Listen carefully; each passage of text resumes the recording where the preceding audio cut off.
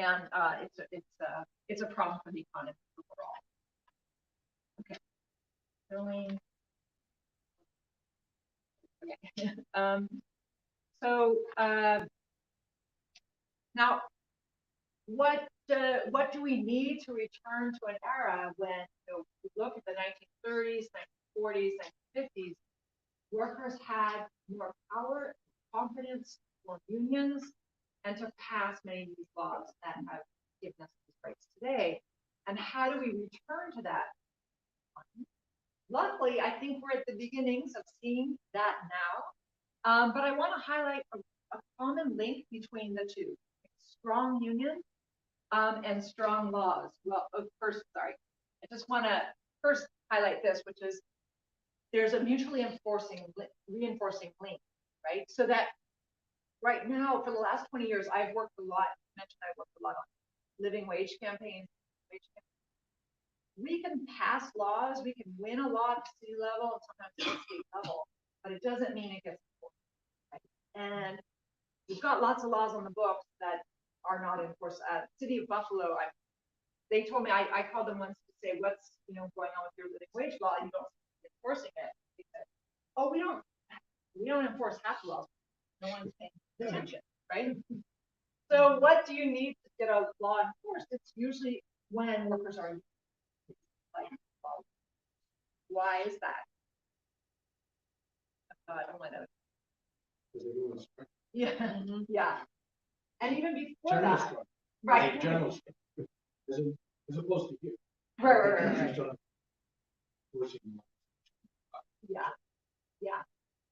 Accountability. Sorry, but There's accountability. yes.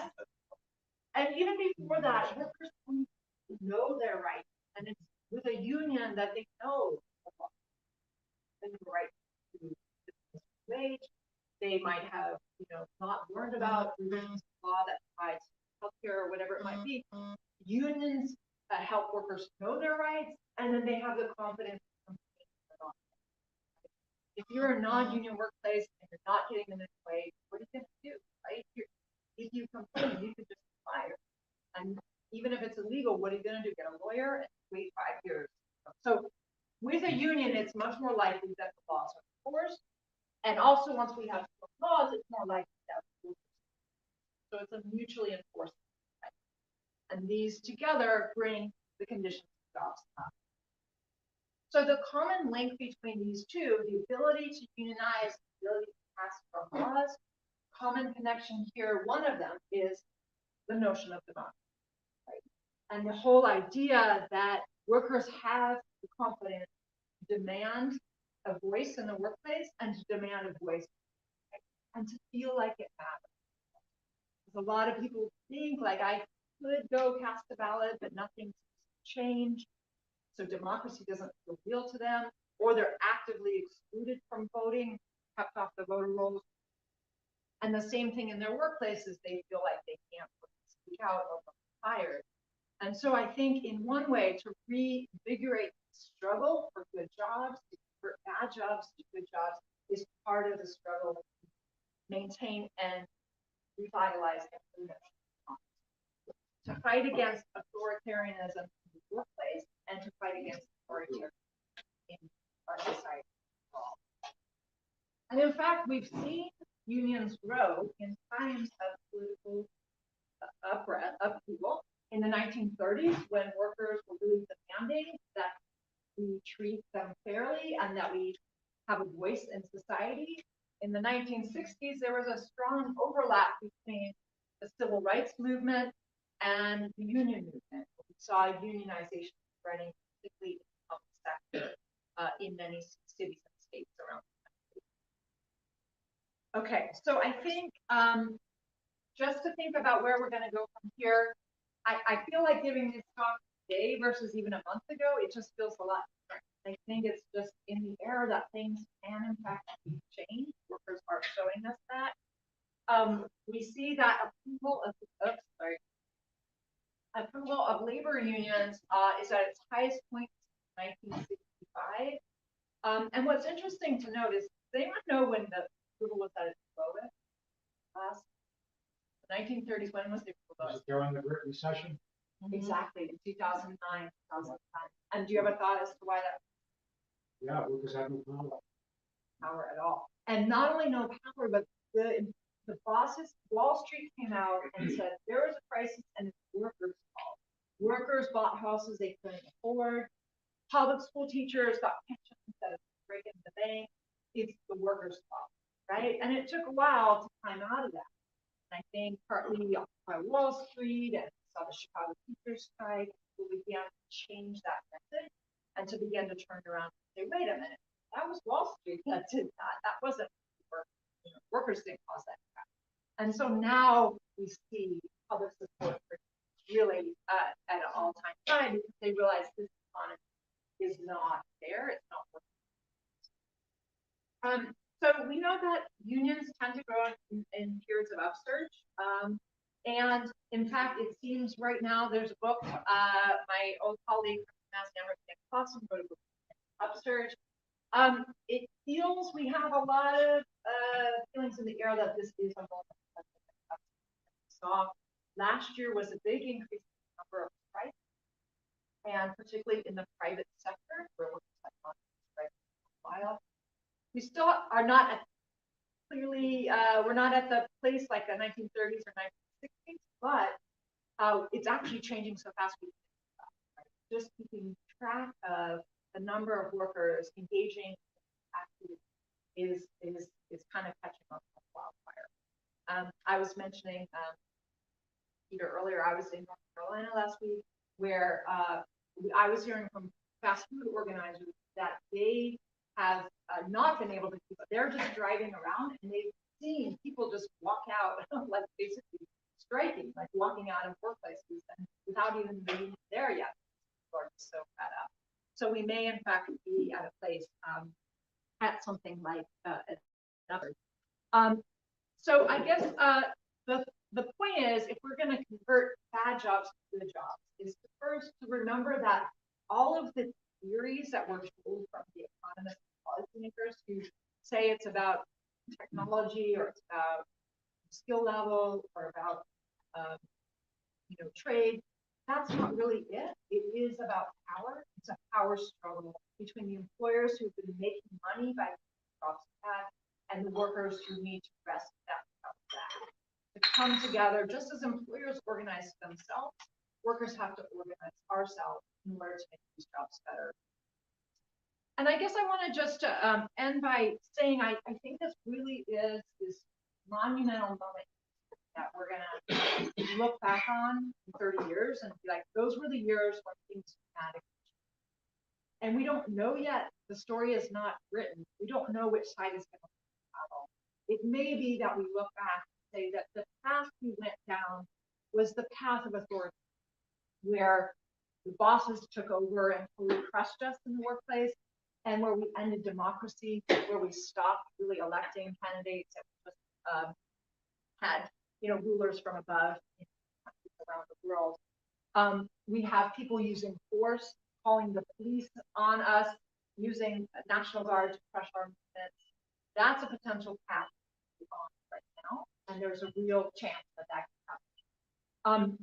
They are doing this to protect their wealth. That's how they do it, right? And to protect the status quo.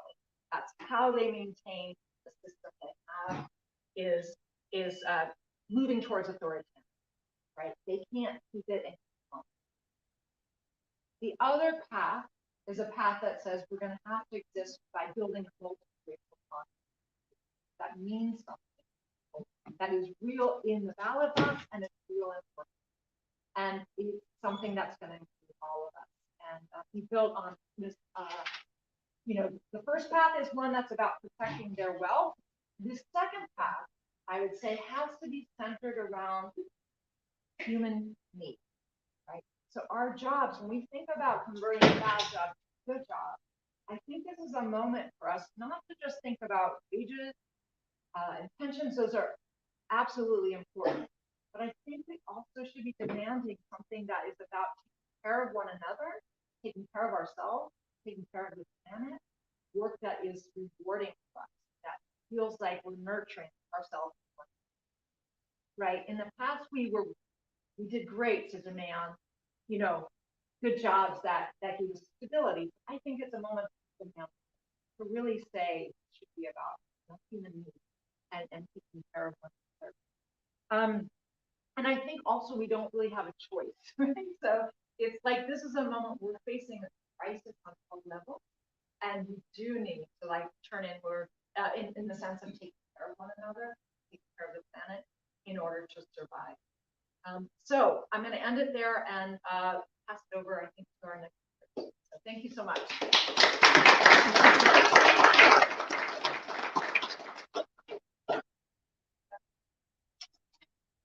So we are going to start with the piano. Jim Snow will be moderating the piano. Jim is a person with a long history, a lifelong history of work in the labor movement, different venues, coalition work, Music United, but work on the ground, the building trades, work in communications, and 6 years of work with the Labor Education Center. Because there's many more things I could say about Jim, but I'll leave it there for the moment. If we could bring up the 3 panelists, then Jim will introduce them and we will start that discussion.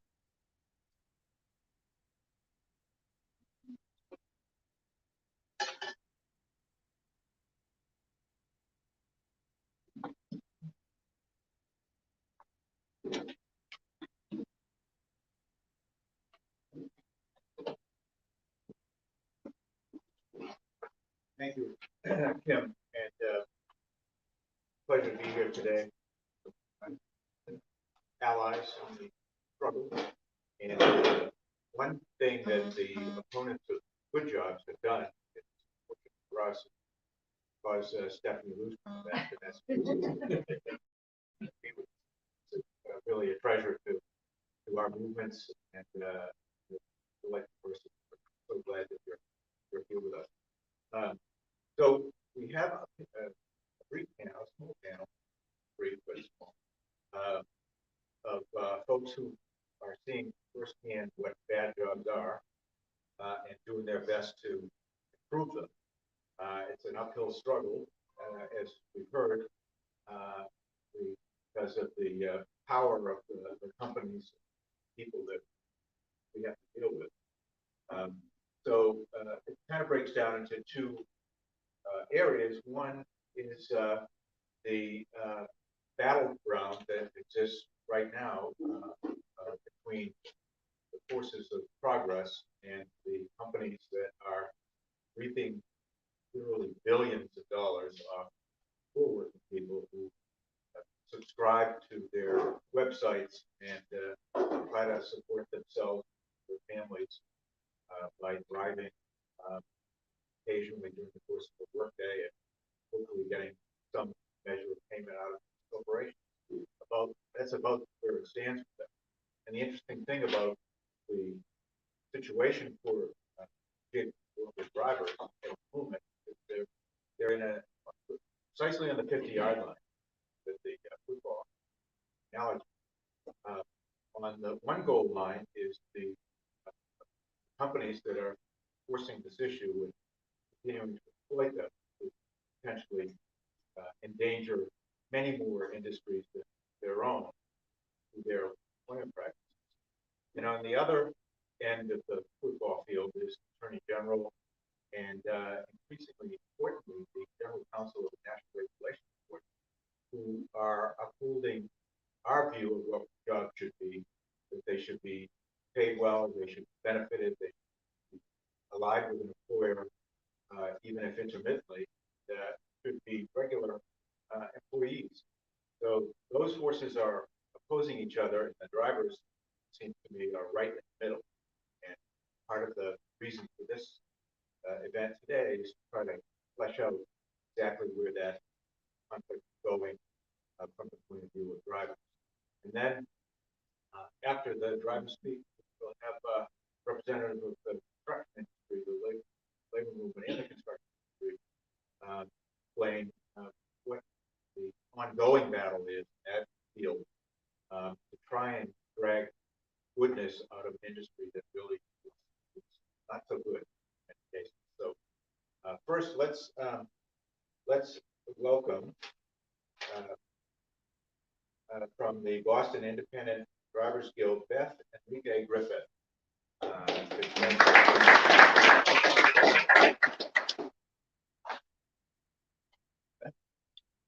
good afternoon, everyone.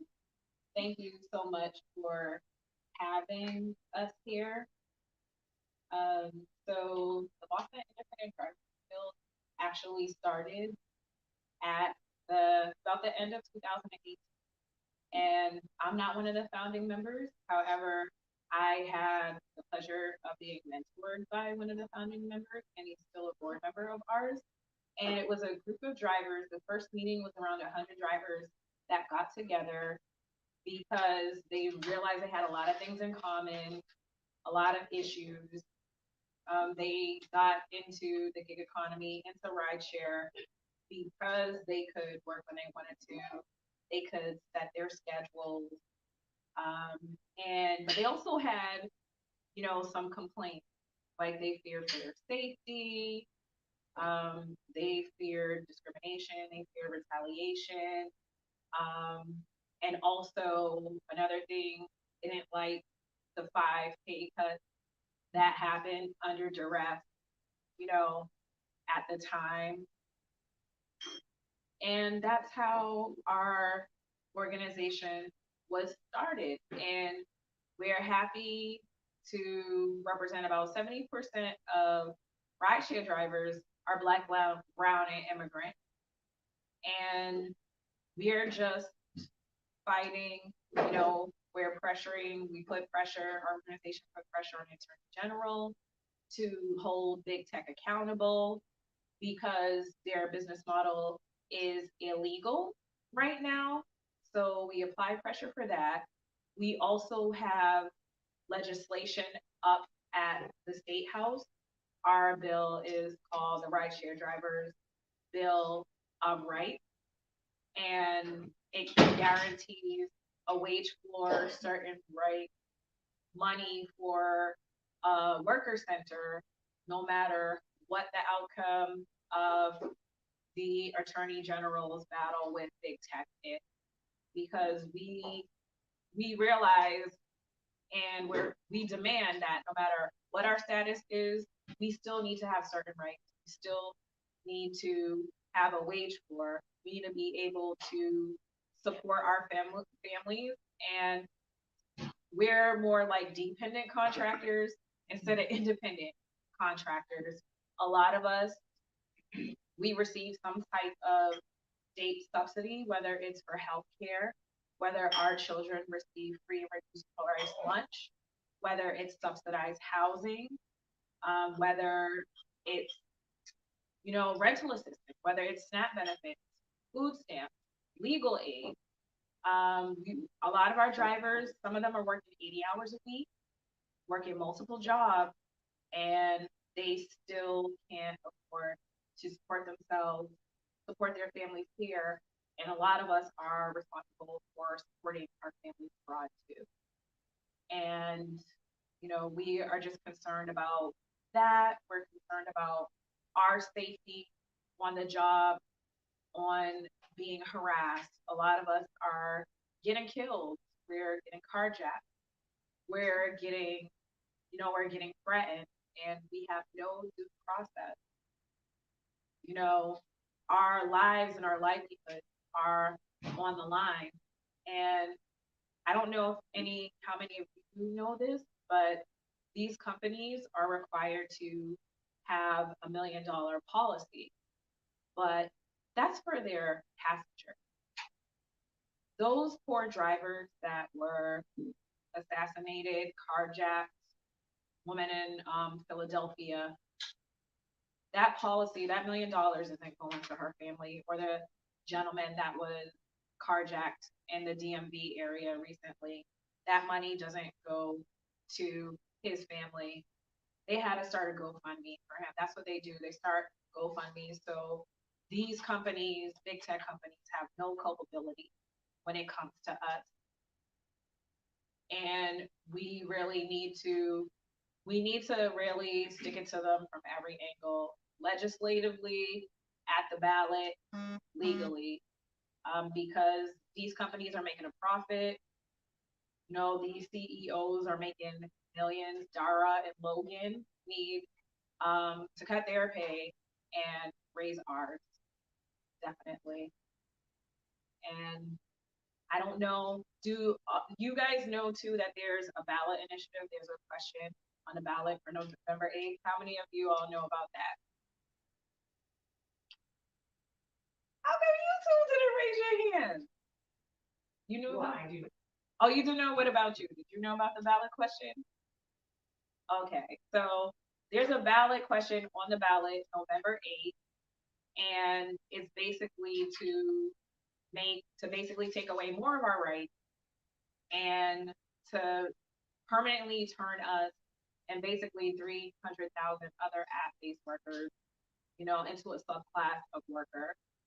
Their spin on it is give workers rights, but it really takes our rights away.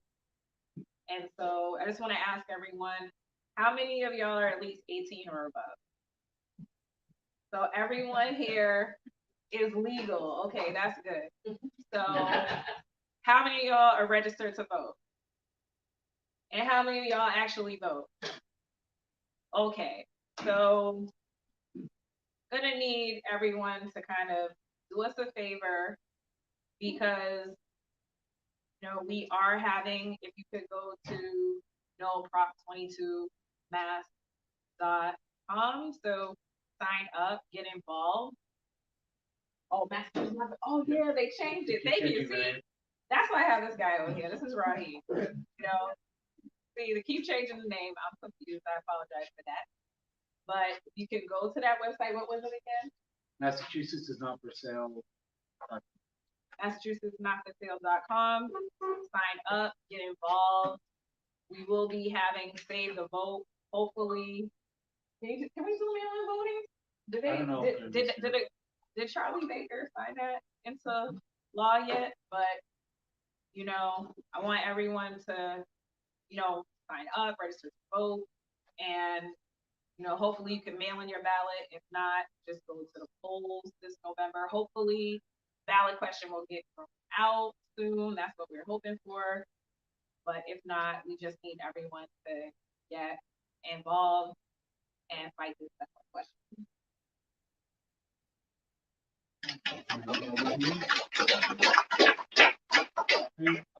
Yep. Hi everyone. My name is Raheem Abbasi, pronouns are him.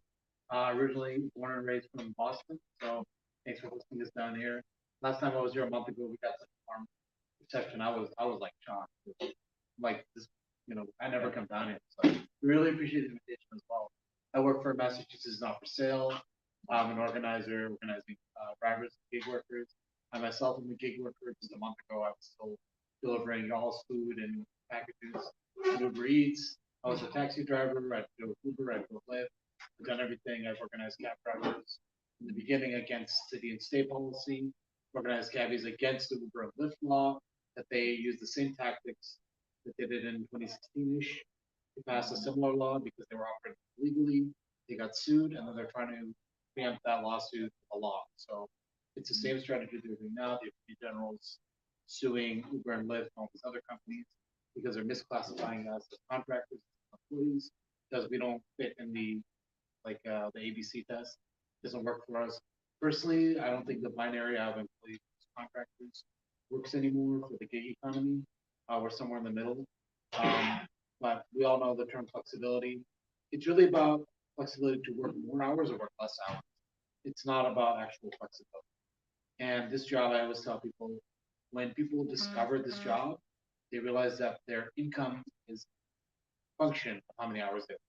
So you're no longer restricted to the 40 that your employer would pay you on your paycheck. You can work 60, you can work 80 hours, or 30 or 20 if you have another job on top. So that's just a little bit about me, and I'll pass it on to you. Great. Also joining us is Ernie Bello, the organizer for the North Atlantic Council of Carpenters. Makes me think, we're doing big business here. He's explained to me his territory extends from basically from Boston to New York. attorney, yeah, is dealing with a lot of conflicts. So my main focus is on South Shore and Southeast.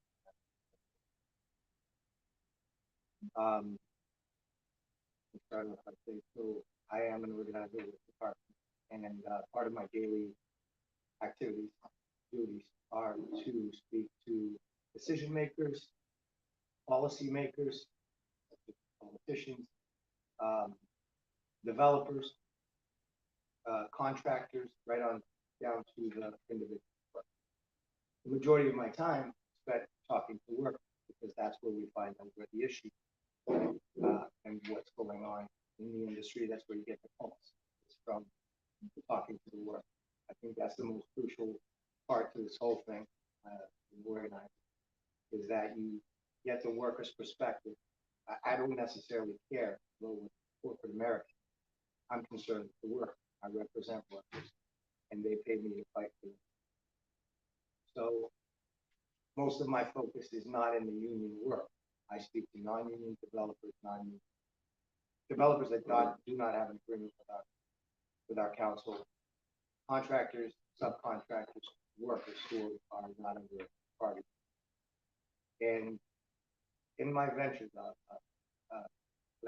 so explaining that, I'd like to go into, I like to tell the story. When I first got on in August of 2000, when I first got on, and based on, I was hired based on past experience with union. I was raised in a union household. My father, he founded the Great Lakes Allied Shore Fishermen's School. So I was exposed to it from a very young age. I understood the power of unity, and we stand together, stand with for a change. Okay, we try to beg for a quarter. But so I got on, and this was like, you know, he was keys to the car. Go to ride with this guy today, and you're gonna go ahead. One of the first jobs I encountered, and where there is a lot of how do I put it, like a lot of torment and destruction happens in the residential wood frame multi-unit house, because the skill level that is required to build these projects is obviously less, and it is easier to find workers with those skills, and then they build their skills from there, because they really don't go through an apprenticeship. As we know in the union, most tradesmen go through an apprenticeship. Go on to the job. First three gentlemen I walk up to are three gentlemen from Ecuador, and they don't speak a lick of it. And I hand them my business card, ask them how they're doing, and they have a blank stare. So then start talking to them. I ask, did you speak Spanish? Do you speak Portuguese? I'm trilingual, and I speak a little bit of it. So actually, I speak Portuguese, Spanish, and Italian. Portuguese and Spanish and Italian is my background. Spanish was through working with other construction workers on site, growing up in a predominantly Latino community, and just I kind of, just gravitated towards Latino. So informally learn the language. Get on the site, get a conversation. They're nervous. They don't really want to talk to me. Hand them my card. I said, if you guys have a problem, it's not being treated problem. If they're working you overtime, they don't pay you overtime. Another blanket. I knew right away they weren't being treated. You're not being paid overtime. I said, well, what time do you guys start work? We leave the house, we get in the van, drive us here, we're here for 6:30, wrap up the tools, we start getting paid. So they're basically taking tools, preparing the job, and they're not being paid. And then they said we work until the sun strikes. Now, I remind you, it started in August. The sun is up till 7:30, 8 o'clock. I says, well, here's my card. The boss is over there. I'll call you later. 1 day, 2 days, 3 days go by. Phone doesn't ring. I go back up. Talk to them again. Now they start opening up a little more. I brought them some water. There's no water. Sorry, very hot day, August. Asked them, how's things going? Oh, we're not getting that overtime. They said, well, we haven't been paid in 6 weeks. What? Yeah, we haven't been paid in 6 weeks. Well, who are you working for? Well, we're working for Alex. And Alex has his own little company. But Alex works for Santos Construction, who's from New York. So Santos got the job, and then there's 4 other companies like Alex that's working here. He goes, we're the wall crew, we got a joist crew, and then we got a plywood crew, and they break it up like that. And nobody's allowed to talk about how much money. They divide them up. So if you're from Ecuador, they put you together. If you're from Guatemala, they put you together. If you're from Brazil, they put you with the person. So that they segregate and they cause rivalry. So we talk about discrimination. They're forcing the individual nationalities to discriminate each other by segregating. They weren't eating together. I went by there another time. They weren't eating together. Brazilians would eat in one corner. The Guatemaltecos would eat in another. El Salvadorians would eat in another. And it was to keep, and the employer was happy doing that because so then I started to question them more. The more I started questioning, I found out they were living in a house in Wayland. 22 years ago, a house in Wayland. I don't even know what their cost today, but 22 years ago, a house in Wayland, 1.5 bedroom, a 1.5 bath, 3 bedroom, was $600,000. I could only imagine that if there's somewhere upward of $1 million to $2 million today. They told me they're living in this house, that the Brazilians got the upstairs bedrooms, the Guatemaltecos got the living, and that they were in the basement, and a couple of them were sleeping in the front. They were told by their employer, if you leave this house, these are all rich people around, they're going to call immigration. Do not go outside. Do not go outside to smoke. Do not go buy snacks or groceries. So anything they needed for snacks, they would stop in the van that they were brought to work on their way home, and they would buy their snacks, their beers, their sodas. They were paying rent to their employer. They were paying for the food. They had a lady that was her job, was to make food. They did not have a choice in what they were doing. Because, in Central America and South America, cuisine is a little different. People like to eat different things. Brazilians like to eat different things. The Ecuadorians have a different diet. And the Guatemaltecos have a different diet. They were basically, and I don't mean to offend anybody, but it was modern day slavery. Their conditions, yes, they were being paid a wage. So, but it was what I would describe as closest thing to what we would consider slavery. By the time they were done paying, now mind you, they were making at the time $12.50, which in 22 years ago, I came out of the field to become an organizer. I was doing the same work they were doing.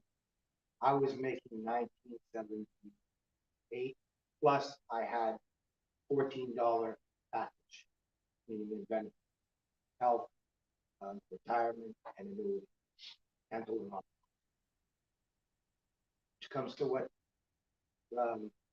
excuse me, I forget your name. You were talking about what else matters on a job other than a wage and benefits. Dignity. And when people rob you of your dignity, I think that's the biggest theft. They can steal your wages, but when they steal your dignity, and your self-worth and your respect, I think that's the most devastating thing that you can do. And because of their legal status, some of them, or because of other things that have occurred in their lives, some of them did have legal status, but were forced to get on the road and come to work and be displaced from the family. So that went on. I'm not going to end it on a sad note. I was able to extract them from that home. We videotaped the whole thing. At the time, these were big cameras with VHS, and we videotaped the whole thing, and them sleeping on the ground, on the cold ground, in the garage, on the sleeping bag. You know, and we videotaped their clothes in piles and garbage bags. They didn't even have doors to put the clothes. Gathered them up, and the ones that had legal status, we were able to plug into the union because unfortunately, our contractors go through a process where they do payroll through another company that's outsourced, and they e-verify. For the workers that we weren't able to help out, right, we made phone calls to legit open shop contractors that we have decent relationships, because we don't hate every non-union company. There is actually non-union companies out there that try to do the right thing by them. I made a phone call to the Fall River Diocese when we had input in temporary housing until I could make arrangements with a friend of mine there.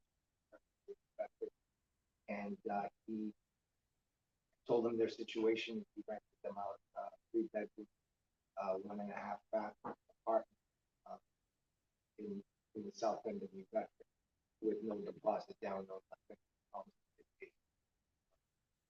They are now all the individuals that were involved in this now found a pathway to citizenship. They are here. They brought their families here, and it worked out. And today, some of them are home and have built lives. So there is light at the end of the tunnel. It's a hard fight we fight every day out there. But these stories, they happen.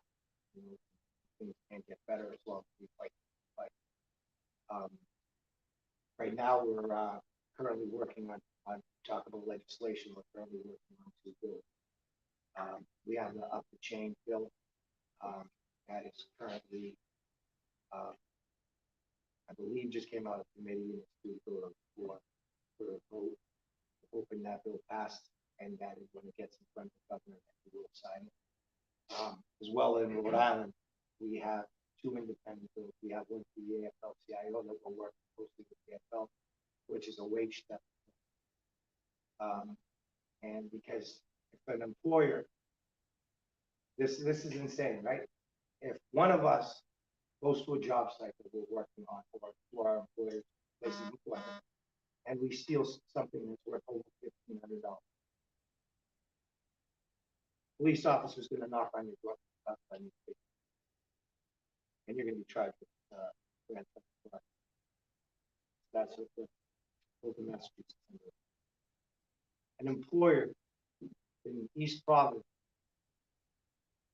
just stole $93,000 from his employee. He's being charged with this.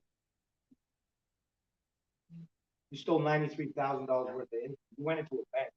Chances are, if you hold it up, you're not even going to get that. They don't keep that much money.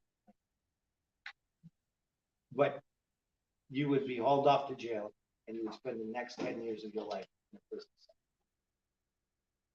These company owners are doing this on a daily basis, and they're not being held accountable. They want to mitigate. The Attorney General wants to mitigate. And if they're on 93, maybe they get, out of those 93, they get 60. And then after it's all said and done, he's writing out monthly checks until it's paid up. And they should have it. We should have the same luxury as them, or they should have the same luxury as us. And that's why we're working on that. We're also working on up the chain legislation. What I mean by up the chain legislation is starts at the top, right? Developer, when he builds a project, he knows what the price of material, and he knows what the area standard is for labor. But you can't cut the price of materials because they are what they are. So how he decides he's going to fatten his pocket is on the back of labor, right? And they've been doing it for years, since they formed a roundtable. ABC formed a roundtable to discuss exactly what this young lady was saying, how they were planning on how they could fatten their pockets and how they could bust the union.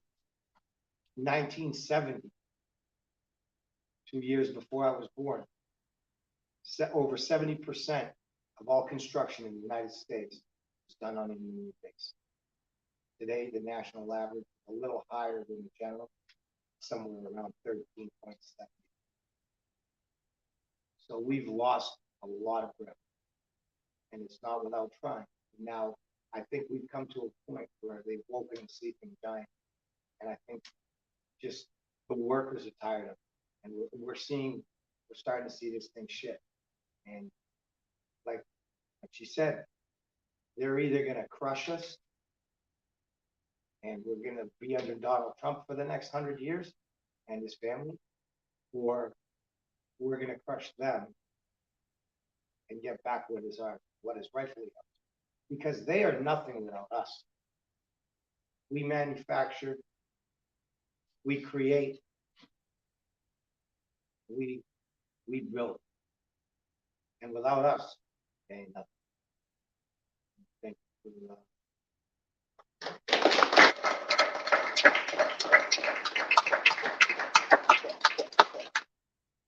Thank you so much for the panel. I'd like to Q&A. I'd also like to bring up the other barrels that help with the discussion. So you, the labor educator, your kids center, 5 years, that has over 30 years experience. Thanks so much, everyone, for sharing. I saw your hand up before we were even done. So if you have a question, and then we can take stock and have a conversation for like the next 15 minutes. And then also folks are invited to the Labor Council meeting that's happening at 6:30, where Stephanie's going to be also presenting. I also like to say that we have a lot of hot snacks in the back. We're hoping that people will be able to socialize, spend a little time together. But first, the Q&A. Yeah, please introduce yourself, what you're studying, and my name is Isaiah. I am second year, and over the summer I actually worked. Actually, no, my father. So I've been around, I've been around construction for 25 years. One thing that I've noticed is that it is very segregated. Like where you're from matters a lot. Like they just, I don't know, it's just like it's the littlest thing. They'll just be like, oh, he's Dominican, so it's little things like that. It's like literally, it's like their whole thing. And it's like if you're not part of that niche, like if you're not in their group, it's very stupid too. It's like we're all working the same place, we're all the same. You're not even making more money than me. What do we, you know? And I just know when you were talking about like it creates a rivalry. Yeah, no, I definitely live. I've definitely seen. Yeah, and the construction business. It's very bad. Like I work there.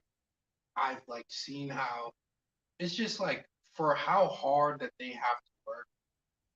Just in general, nobody on this campus is doing anything nearly as difficult as working at construction. There's nothing going on here is anywhere near that difficult. And yet they don't get they're supposed to get paid, but then there's so many situations where they don't get paid. It's not like they're seen at a higher status in society. I feel like that's a bit unfair as well, because I feel like it just deserves more status for how hard the job actually is relative to everything else. But I don't know. I just felt like I know we have a lot of labor leaders here from a lot of sectors that would say that their workers are the hardest workers, right?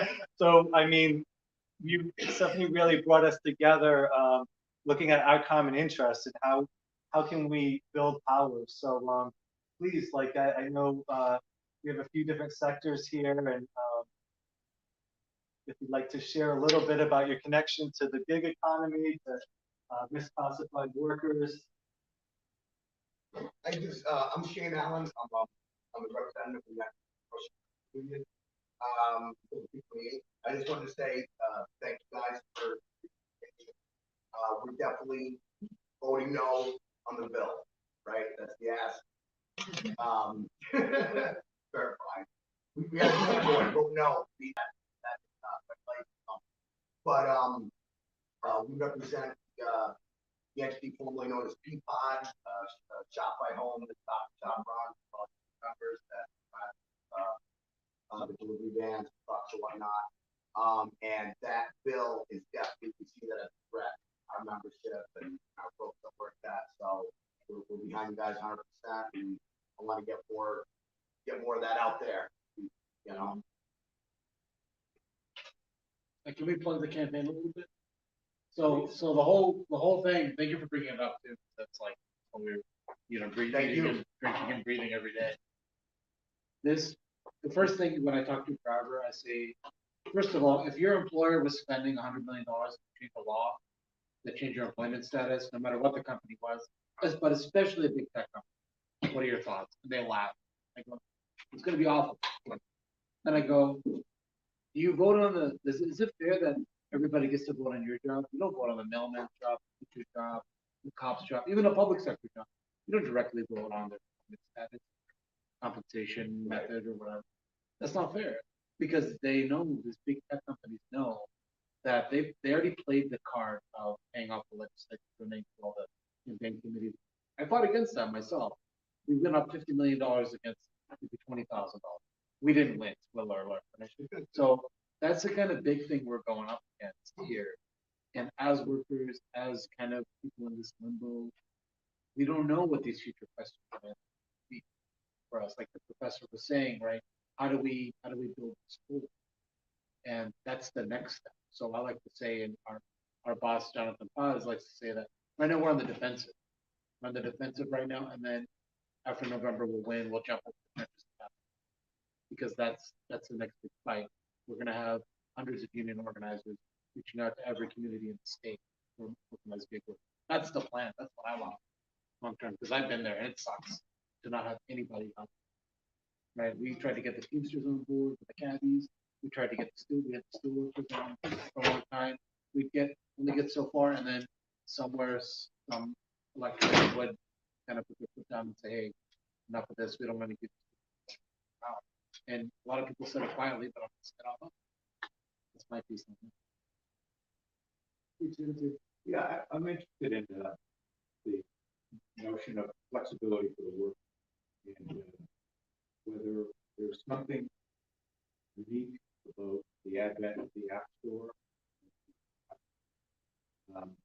vis-a-vis industries that have had flexibility in that under the terms of regular employment for decades, maybe even centuries, and whether that if we had the app applied to those jobs, whether they would be equally successful or also equally flexible for the worker.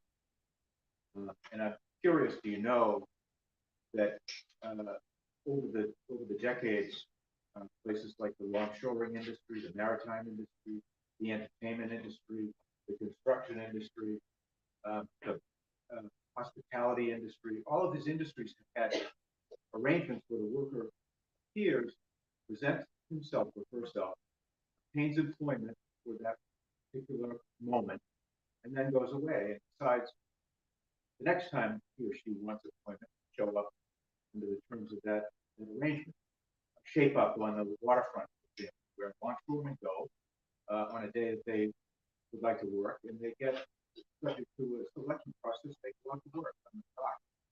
So is there really fundamentally anything different between those arrangements and the arrangements you have to live with Uber, Lyft, with DoorDash?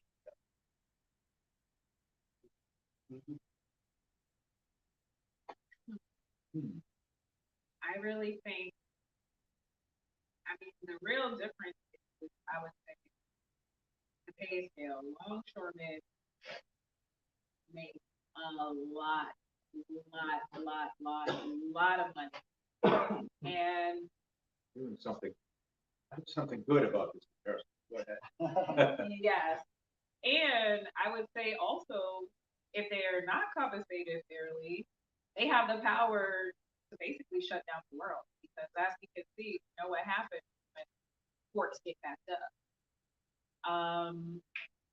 Like, I really see this fight against big tech. It's not about flexibility. It's about control. It's about exploitation. But that's the only thing that they have. And this ballot question, it has nothing to do with flexibility. Right. And That's exactly. yeah, it does. I mean, it doesn't. And unfortunately, it's been marketed that way. It's being marketed to us workers. And even a lot of the workers are misinformed, and they're participating in their exploit, in their subjugation and exploitation. That's what's like totally, totally different, I would say. And also, it's just though what you mentioned, the pay scale, the pay scale is higher. You have to have workman's comp for that. With this gig work, there's no workman's comp. If you don't have it, if you're not paying for it out of your own pocket, good luck. I mean, there's benefits, and there's no benefits here. And as we've seen in California, less than 10% of people would even be eligible for benefits. They're not sending the information out to people who are eligible for it. And it's not really a benefit at all. You have to work a certain amount of hours, and 83% of us won't even qualify for it based on how many workers they say are state full time, how many workers are state part time. And honestly, in order for us to survive, in order for unions to survive, I'm going to the political strategy. We really need to, I've been studying this a lot recently, and I have to give credit where credit's due. The Republicans had a plan, and it's been implemented. They have the courts, they have the legislators, they're gerrymandering. We have to go after corporate politicians, and we have to get rid of politicians that are beholden to their donors instead of beholden to the workers, and what's best for the taxpayers, and what's best for the residents of this state. I didn't come here to make friends. I didn't come here to kiss politicians' butts. I've gotten in hot water about it. I don't care, because kiss your donor, go kiss your donors' butts. But we're going to identify someone in the community that's not going to sell out to the billionaire class and really cares about their workers. That's really what it's going to take. It's going to take a grassroots movement. It's going to take people getting involved politically. It's going to take our young people like yourselves to actually vote, get involved, demand change, educate each other, because if we don't go to the polls and get these corporate Dems out of office, because they're no friend of ours, they're no friend to labor. Let's start more unions. Let's unionize more Starbucks. Let's unionize retail. Let's unionize all these different workforces. It can be done, because things are going to get worse and worse and worse, but we can prevent that. but we have to basically, we have to do a grassroots movement the way the Republicans have been doing. And they're winning. We're more progressive in this country, yet we've regressed because of their strategies, and we just have to duplicate. There's more of us than them. It's 5:30. I don't think we could end it any better than that. So thank you so much for.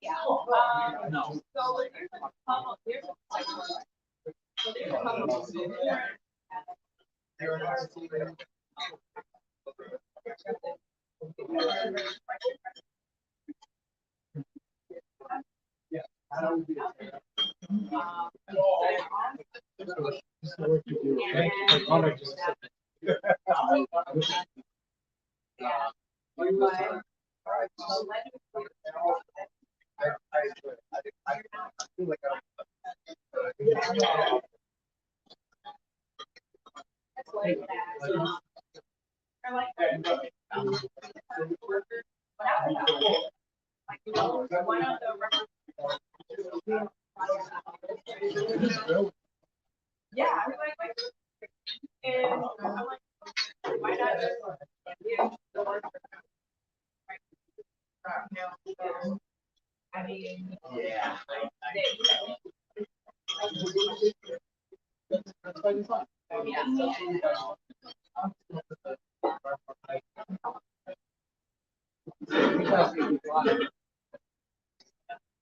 Thanks for what you